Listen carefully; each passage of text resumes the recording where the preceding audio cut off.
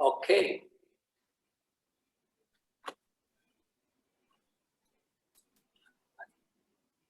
Got the little pop-up here saying the recording's in progress. Okay, so I've got two trannies here.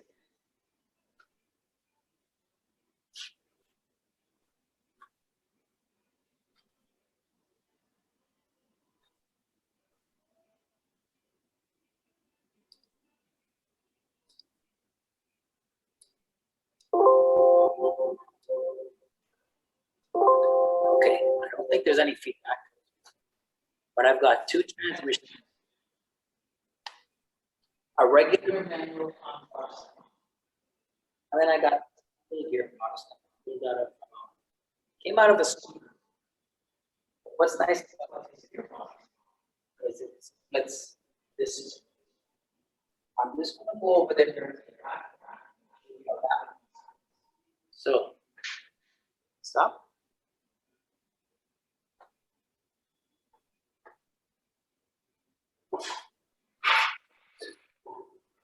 So most transmissions split this way. So I've got a couple of comments here. I'm just black. And then we'll add this from the plate. You see all of this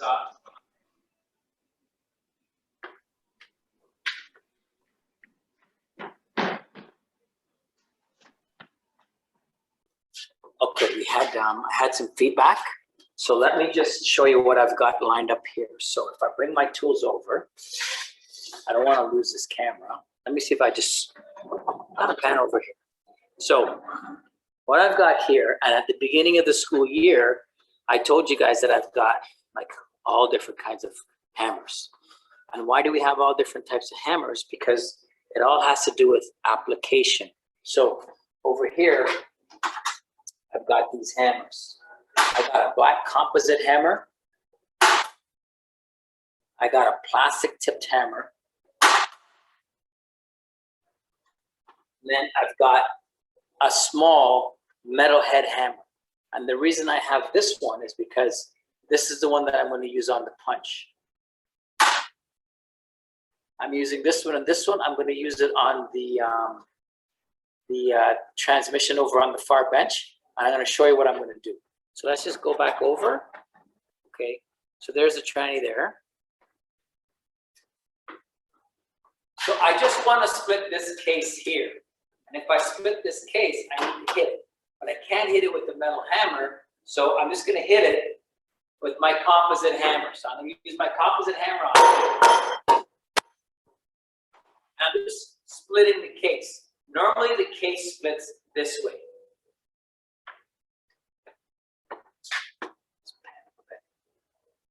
There we go. So when we split the case this way, you can see the inside of the tranny. So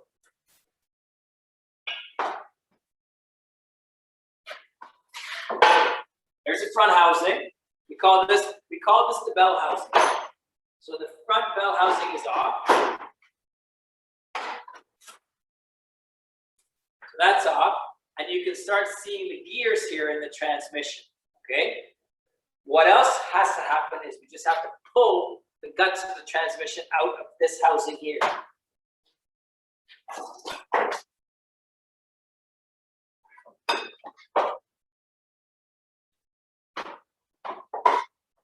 Okay.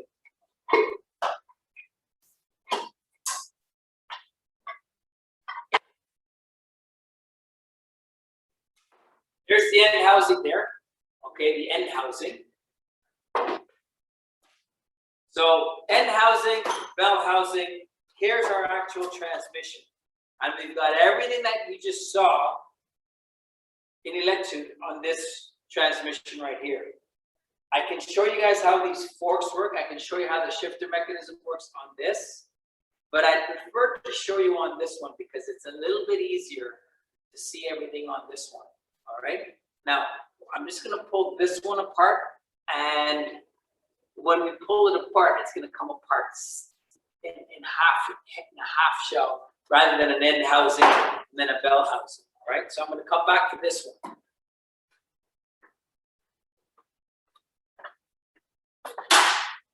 Now, one of the things that I spoke to you guys about was, again, at the beginning of the year, we spoke about punch operations. So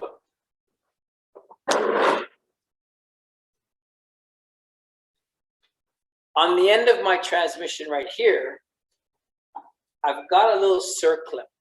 So it's a little circular spring-loaded clip, okay? And what it is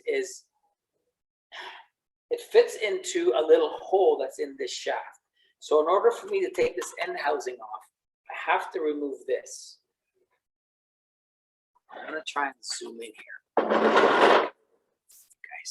So you can probably see right here, this little circle, okay? So in order for me to remove it, I've got to use a punch, okay? So I've got to use a punch, and I've got two styles of punch here. I've got my tapered punch, and then I've got my drift punch. But what I've done is I figured out which size I need, and this is the size that I need to drive this out. It fits overhead, and I'm just literally gonna put it on top, okay?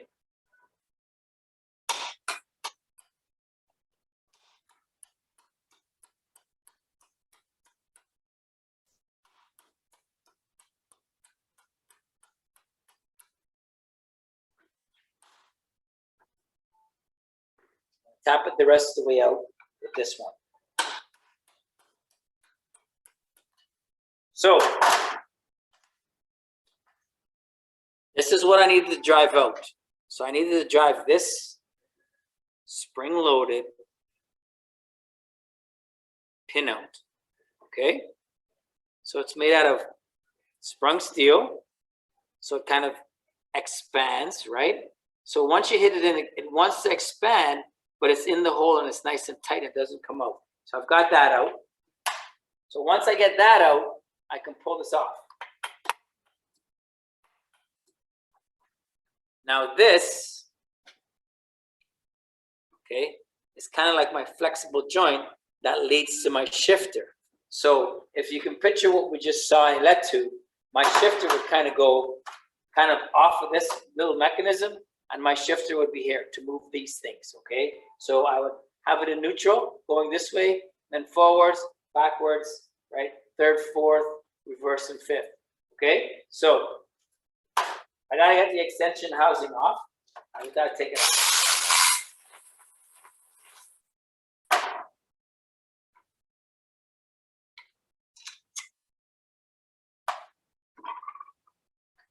So my extension housing comes off.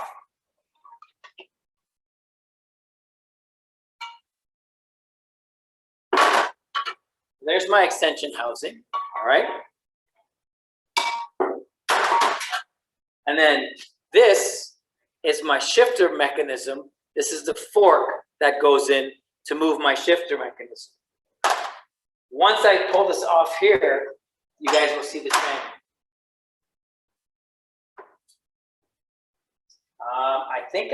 I think I've removed all the bolts. I've got many bolts over here.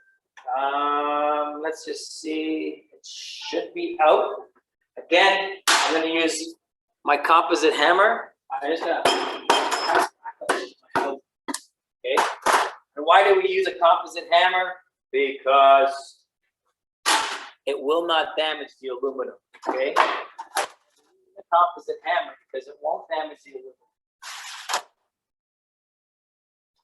Oh, I know why I won't separate. I've got two more bolts to take out, located there.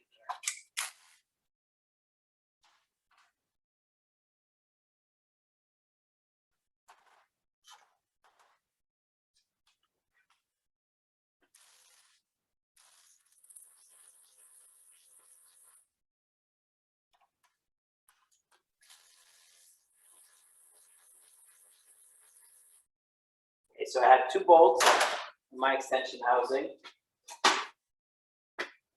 Needle nose pliers because I'm going into a tight spot.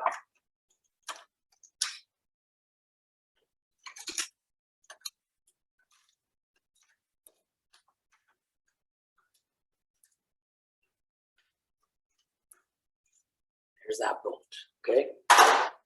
So once I've got that bolt out, I should be able to,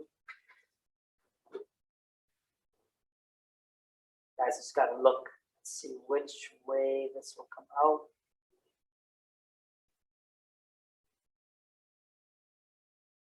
Okay, so I've got to flip this over.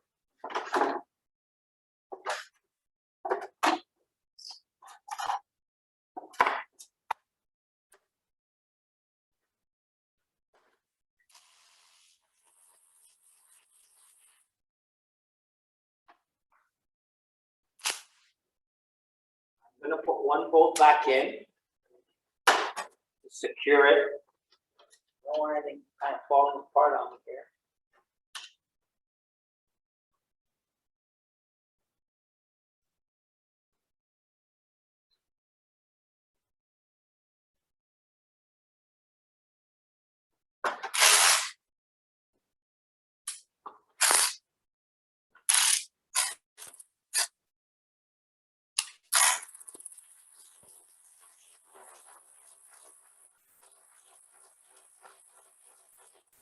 That's in. I take these two bolts out.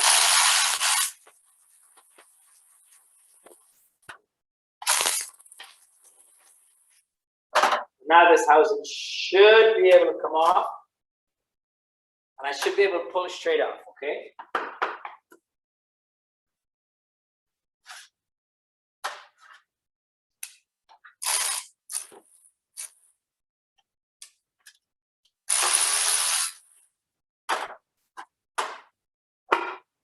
Okay, so there's the inside of the tranny, and so we've got half of the housing off, which is pretty neat. Okay, so you've got your housing here. You could see my bearing race, my speedometer drive, all that stuff is in there. Okay.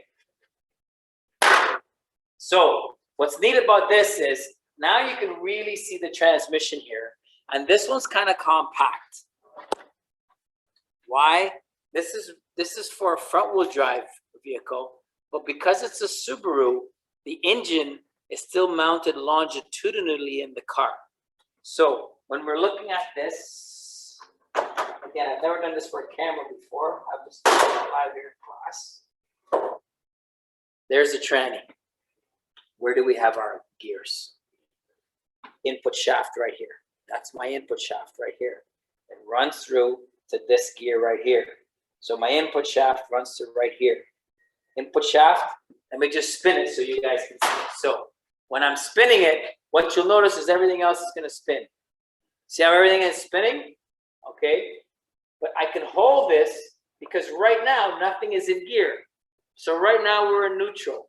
So just like you guys just saw on the electrode video, all right, if we're not in gear, everything will spin, but my output shaft, which is this, doesn't have to spin. So I'm holding it, and you can see that it's not spinning because nothing's in gear. My Synchro sleeves on this one are right here. I've got one Synchro sleeve, two Synchro sleeves, and three Synchro sleeves. Now, when you guys are looking at this, you've got to look at it and think, which one is first gear? Which one is second gear? Which one's third and fourth? And which one is reverse? Again, when we're looking at all of these gears, you have to be able to figure it all out just simply by looking at it, all right? When we're looking at it here, you remember what I told you? When we want gear reduction, we have to go small on the input side, small on the input side, to big on the output side.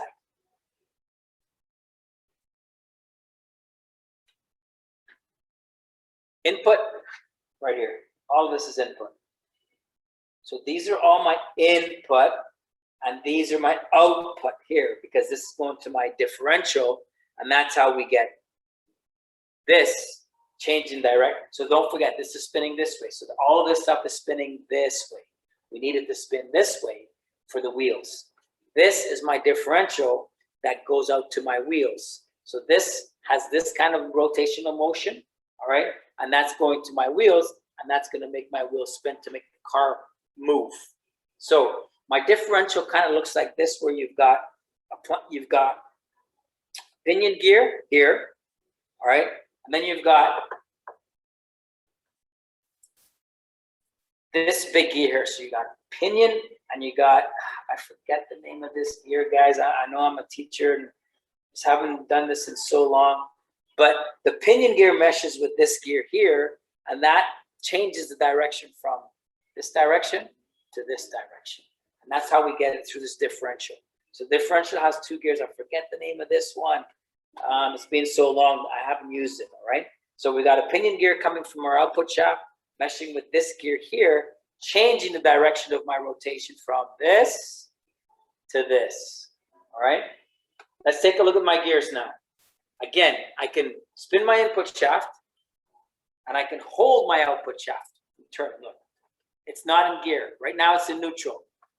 When I start putting it in gear, all I'm doing is I'm moving these shifter forks, all right? When I move these shifter forks, I'm moving my synchro and I'm locking it onto the shaft. So I want to try and pull this out to show you guys. But if I pull it out, let's see if I can pull it out. Yep, I can pull it out. These are great. Now, these are great because in class, I can show this to you and I can say, okay, take a look at this and let's see how we lock the input shaft to this shaft. Because what I told you guys earlier is this, look, if I do this, watch this. My gear is not locked to my shaft. Look at it. You can see my gear spinning. So this gear is not locked to this shaft. In order for me to lock it, I slide it onto this right here. So I've got my sleeve, my synchronizing sleeve. Watch when I do this, look. So right now my gear is nice and free. It kind of spins on some bearings, okay? When I lock it with my synchronizer ring, it becomes locked to this shaft. So this gets the input from the clutch. So my clutch, this sits right here. It spins with the engine. This shaft spins. This is connected, this is connected, this is connected. It's connected directly. But this one is free, okay? This one is free, and this one is free. And they're only locked to this shaft when I lock my synchro. So watch what happens. Look, I'll just lock it, and maybe you'll hear it click. If I can lock it this way. There we go. All right. I've just moved my sleeve over, and I've locked this gear now to this shaft. So if I remove it, look, gear is free. If I move it over and I slide my synchro ring over the hub, my gear is now locked.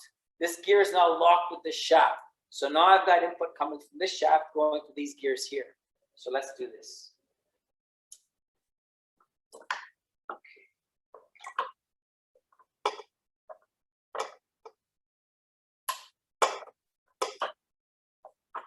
Okay. Watch how we change gears on this. So on this particular unit here, we've got small gear right here. You see this small gear here, but this is going to go through to this one here. All right. We've got small gear here, a little bit bigger here, a little bit bigger here, and a little bit bigger here. So on this particular unit here, we've got first speed right here. See this gear right here? This is first right here. First, small gear, big gear. Second gear right here, both on this synchronizer sleeve right here. 1, 2. So if this is 1, 2, this one here has to be third. You can see how my gears are getting progressively bigger in size from my input side. Smallest, a little bit bigger, a little bit bigger, a little bit bigger. Now, when we want an overdrive condition, overdrive is always bigger gear meshing with smaller gear. So my input on this one here is here. Here's my input right there. Large gear to smaller gear. That gives me overdrive. So 1, 2, 3, 4, and on the end here is 5th gear. What we've got is a special mechanism on this that's going to give us our reverse. And our reverse gear has to introduce a 3rd gear. So we've got 1, 2. Now I know you're thinking, hang on a minute. When we watched the video for Letu, it went 1, 2, 3. So by the time I got to output, input and output were spinning the same. It doesn't need to be like that on all the transmissions. On this particular transmission, all of our forward gears only use 2. All right? So our forward speeds use 2 gears. So input shaft is spinning clockwise. This output shaft is going to spin counterclockwise. But the way that they've got the gearing set up, it causes our car to go forward. In order for us to reverse the direction of the output shaft, we've got to introduce a 3rd gear. So in the transmission that we looked at for Letu, it used 3 gears. A 3-gear setup for all the forward gears. And then it introduced a 4th gear, which changes direction for reverse. In this transmission, we use 2 gears for all forward gears. And then in reverse, we introduce a 3rd gear to reverse the direction of the output shaft. So we have reverse. Here you see my spur gear for reverse. So you've got the spur gear right here for reverse. And then you can't see it from this picture here, but if I pull this out, we've got my 3rd. I don't know if you guys can see it. Yeah, you can see it. You can see this one right here, right? So you can see this gear right here. I'm spinning it with my hand.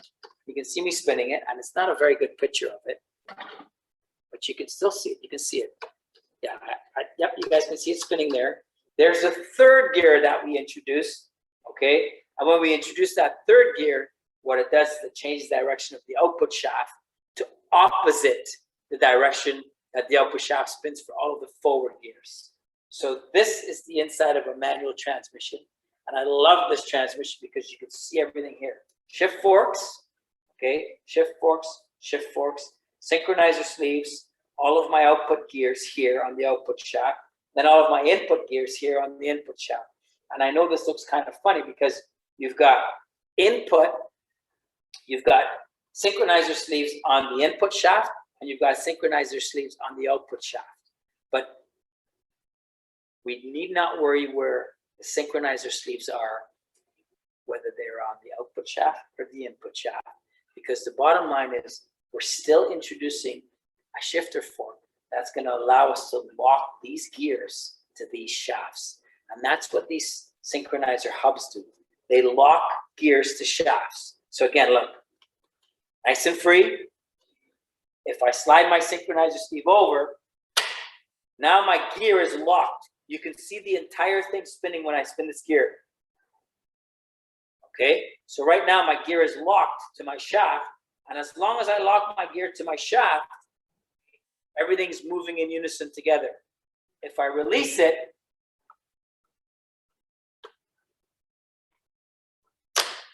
oops, gone too far. This isn't as easy as it looks. Let's try to slide over. I'm going to try and do it ever so gently. Okay, so I'm not locking it. I don't want it locked. So once I move it over, I have to move it over enough.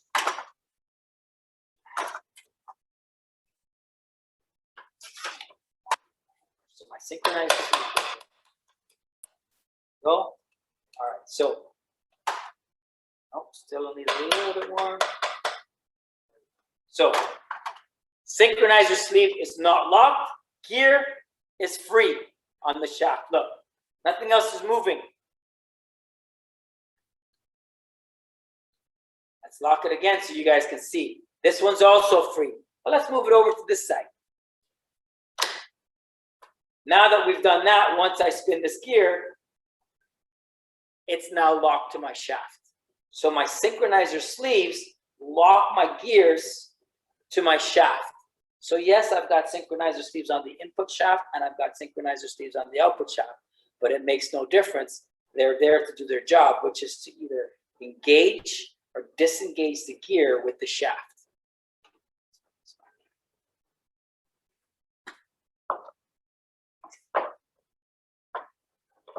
Now, I'm not seeing any, I can't see the chat, but let me see if there's any questions. I see a bunch of stuff here.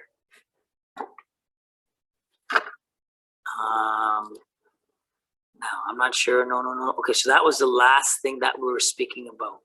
Let me show you how the shifter is going to work, because I see the last thing that I see here is Hans is saying a standard H. My shifter, show you how this works inside. Okay, just put that in neutral.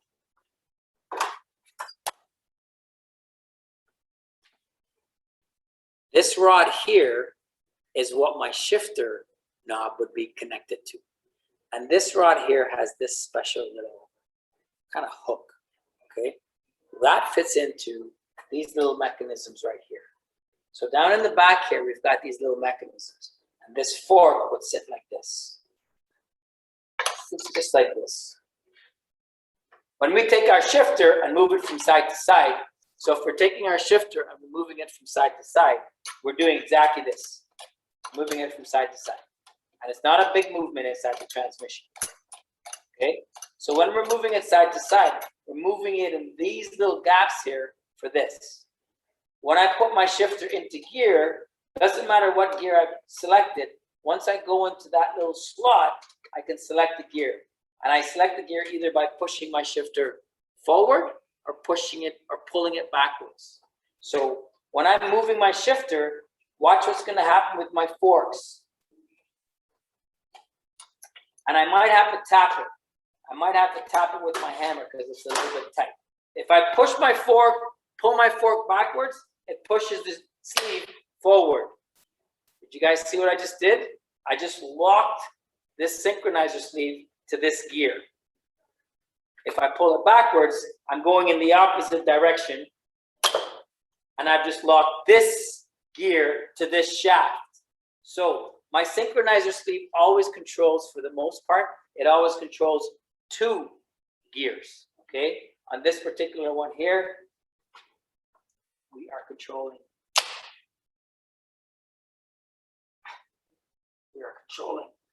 Oh my gosh. We are controlling this one and this one, all right? And you remember what I told you? This one's first, this one's second. So this sleeve here is running first gear and second gear. This sleeve here is running third gear and fourth gear. Do you guys notice where first gear is and third gear is on this? First gear is right here. Third gear is right here. And if you notice the directions of the sleeves, in our regular H slot, if Hansa was calling that for our shifter gate, okay, first and third always share the same kind of position on my shifter rod, which is kind of forward. Second and fourth generally share the same shifter position, which is pulling it back. So first is right here, I push the sleeve forward. Third is right here, I'm pushing the sleeve forward. And then for second, I pull the sleeve backwards for second. And then for fourth, I'm pulling the sleeve backwards for fourth. So we know that that's going to work. For fifth gear, which is right here, we're pushing it forward. So we know first, third, and fifth are sharing the same slot. I don't think I have to show you guys anything else because I've shown you everything inside the transmission. I've shown you how it works. I've even done a little spinneroo. Okay. Look, I'm holding the output. Okay. But watch when I put it in gear. And normally I would have somebody trying to hold this when I spin this. Okay. I would put it in gear and say, okay, try and hold this. So in neutral, because it's not, we have not selected a gear. Okay. Nothing is spinning but the transmission. So my gears are all spinning. My input shaft is spinning. My foot is off the clutch pedal. The engine is spinning the transmission. But because we're not in gear, my output shaft, okay, coming from the differential going to the wheels, that's not spinning. Let's put it in gear. I'm going to put it into first gear.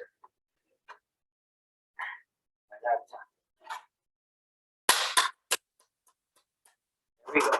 So now it's in first. Once I start spinning this input, everything starts to spin. And do you notice how slow this is spinning? First gear. I'm spinning this input shaft as fast as I can by hand. And look at my output. My output is going slow. And if I try and hold it, I won't be able to. It's going to spin, right?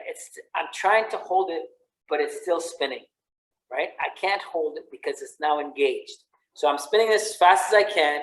And you can see how fast this is turning because I'm in first. We've got a gear reduction, which does what? It increases torque. Now let's slip it into fifth gear, okay? Watch this when I slip it into fifth, okay? We're gonna move it out of first. And you remember I told you, fifth gear right here. Let's slide into fifth gear. That's fifth gear right now. Watch this speed, okay, as I spin it. Now it's harder for me to spin it. Why? Because now we've gone into overdrive and I'm spinning this entire mechanism and this is going to spin a lot faster. So as I spin it, look at the difference. You guys can clearly see the difference. And I'm not even spinning it as fast as I was in first, but right now that's in fifth, okay? So for one full rotation of this, I'm probably getting maybe 1.25 turns on this, all right? So that's spinning much, much faster than it was in first, okay? That's fifth.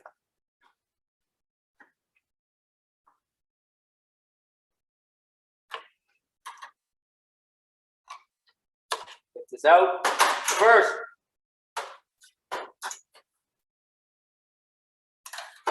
Slide by. There's first. Ready? Watch how fast I'm spinning the input gear. And watch how slowly the output gear is spinning. Okay? Big difference. We've gone from gear reduction to increase the torque. Okay? To overdrive to increase the speed. So this is my output. This is my input. Okay? Any questions about a manual transmission? I know I've pulled it apart. I've shown you guys the inside, and this is kind of nice because you can see everything. I can do the same thing with that one over there. I can bring it over here, and I can hook it up to the. I can hook it up to the vise. I can show you that one too because that's more like what you've seen in the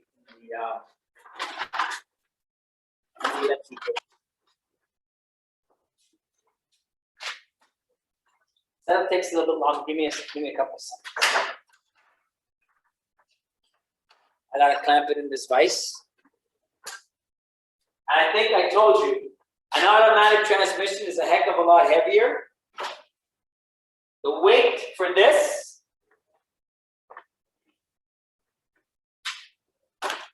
the weight for a manual transmission.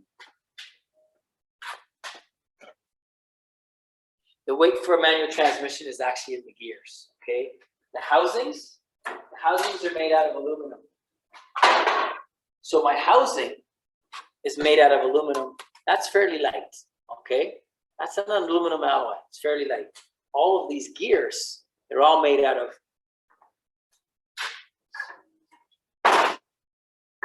steel, okay? And these gears, they weigh quite a bit. So I'm just going to clamp it up into the vise here. I'm going to bring the camera over. I'm going to do the same thing. The difference is on this one, my output shaft is here.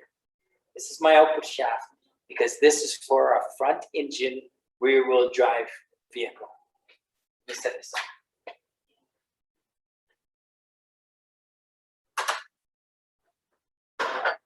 Setup is a little bit harder.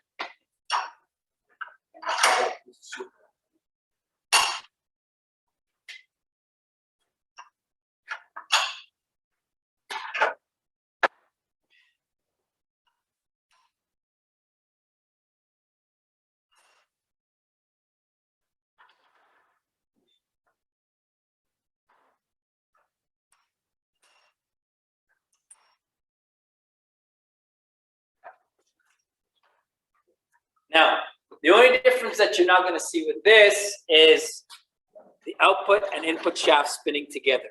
Why? It's a completely different setup. Now, because it's out of its housing, can you guys see all of this? I'm going to have to put the camera on the far side of the bench.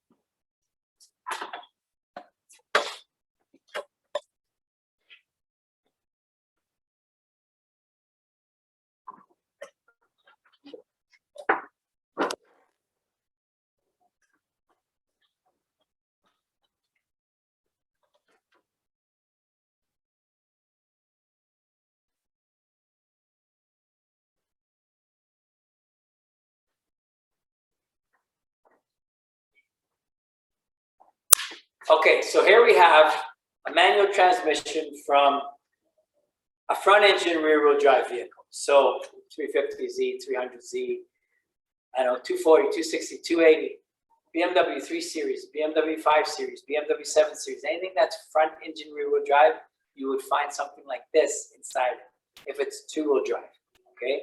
If it's all wheel drive, the setup might be a little bit different because there might be an additional housing so that we can have drive going to the front wheels, okay? But this would be for a regular front engine rear wheel drive vehicle. What we have here is the input shaft. And again, my input shaft, when it spins, and I've got the input shaft spinning right now, it's supposed to spin my counter shaft, which is here. But my counter shaft, because it's not kind of connected up to my input shaft, it's not spinning. But if I do this, okay, we can get my counter shaft spinning, and you can see all the rest of the gears spinning. But right now, and I can't do this because I can't hold it with two hands. I would normally have somebody holding this for me. If we've got this and it's not in gear, I could turn it, but this I can hold. I can hold this from spinning because none of my gears are locked in. So right now, this transmission is in what's called neutral. If it's in neutral, I can spin my output shaft, and my input shaft doesn't have to turn because nothing is locked. The only thing that I can lock on this to show you guys input and output is when I lock it in fourth gear. Fourth gear allows me to run from the input shaft right through to the output shaft. We don't even bother using the counterweight. So fourth gear on this is this one right here. And if I move my synchronizer sleeve, I can lock it. So right now, it's not locked. So I can turn my output shaft and look at my input. It's not working. It's not moving, right? So I'm turning my output shaft and my input, not locked to it, they're not connected. Look, I can spin my input shaft. So I'm spinning my input shaft and my output shaft isn't turning. But if I lock my gear to my shaft through my synchronizer sleeve, now it's locked. Now this gear is locked directly with the shaft. So as long as I turn it, okay, my output shaft spins. Look, I can't stop it. I can't stop it from spinning because right now my input gear is locked to my output shaft. So my input gear and my input shaft is now locked to my output shaft, and that's the only one I can show you on this without somebody holding my counter with. I can't show you power flow except for direct drive, which is input straight through our shaft to output. So this, again, this is what a regular transmission kind of looks like once it's out of its casing. You split it this way, you split front and rear, and the Subaru that we just took a look at today, which is awesome, splits sideways, and you can see everything inside the transmission, which is great. And it also holds all of the input shafts and the output shafts together, and we can spin it all up, and I can really show you power flow on that. All right? That's all I got for you today, guys. There's nothing